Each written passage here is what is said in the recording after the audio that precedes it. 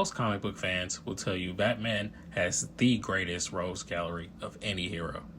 And with such an amazing roster, it's always a hard debate on who could be Batman's greatest villain. Well, in my opinion, I'm not gonna lie, I think it's pretty obvious the Joker is synonymous with Batman and is easily his most dangerous villain, but the key word is right there, being dangerous. Now, when it comes down to who the greatest challenge to the Dark Knight is, I believe this title goes to none other than Bane. Now, to be honest with you, everybody pretty much knows who Bane is, but I feel like he's so slept on as a villain. Oftentimes, you see him as just some giant meathead who doesn't really have his own kind of mindset or agenda. He's kind of just like a walking tank.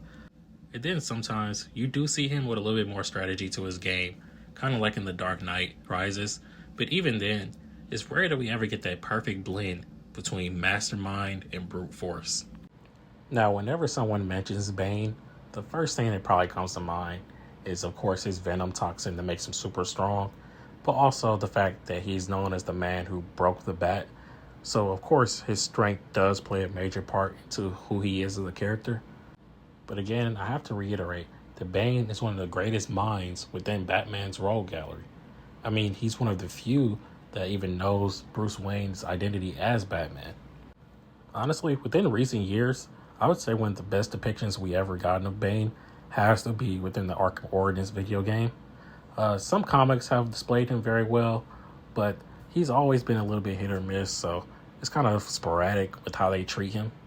Now, one of the most recent depictions of Bane that we gotten has to be the City of Bane story by Tom King. For those who aren't familiar with this story, kind of like the name implies, Bane takes over the city of Gotham, and during this time, Batman has to face off against not only Bane, but other villains that Bane has recruited to help take over the city. And later on, Batman eventually has to team up with Catwoman to try to break back into the city of Gotham and defeat Bane and the rest of the villains. But something I always liked about this story is that it's kind of like the polar opposite of the infamous Nightfall story. In that story, Batman does go through a bit of emotional and physical trauma, of course, but really it's the physical trauma that takes over more. Now, what sets this story of Bane completely apart from the others is just the mental hurdles that Bane puts Batman through. Bane knows Batman's identity, so he attacks Bruce Wayne rather than the Bat himself. And Bane is also well regarded as being a man of his word. The primary reason the Bat family didn't swarm Gotham as soon as Bane took over is largely due to the fact that he held someone dear to all of them hostage, Alfred. He threatened that if any of them attempted to make a move, he would not hesitate to kill him, and they all knew this. However, Bane was not alone in this act. See, Thomas Wayne, who was actually the Batman from the Flashpoint timeline, was also teaming up with the villain. Now, explaining why Thomas Wayne was there is a long story within itself, but he is, and that's what makes this even more of a problem for the Bat family. And unfortunately, the idea of meeting his grandfather, who was an even more brutal Batman than his father, piqued the interest of Damian Wayne. So, of course, as you can guess, he went out to try to confront them himself, and I will admit, he did fight pretty amazingly, and he even earned the respect of Bane and Thomas. However, like I mentioned, Bane is a man of his word, and he meant this, so he forced Damian to watch as Alfred was quickly killed right in front of him. And it's been 6 years since the comic release of Alfred's death back in 2018, and so far it's remained pretty permanent as a fix.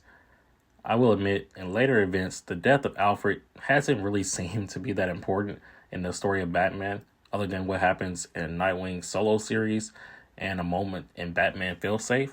So really, so far it's really just been a moment of shock value for this audience, but even then, Bane still left a permanent scar upon Batman that no other villain has done.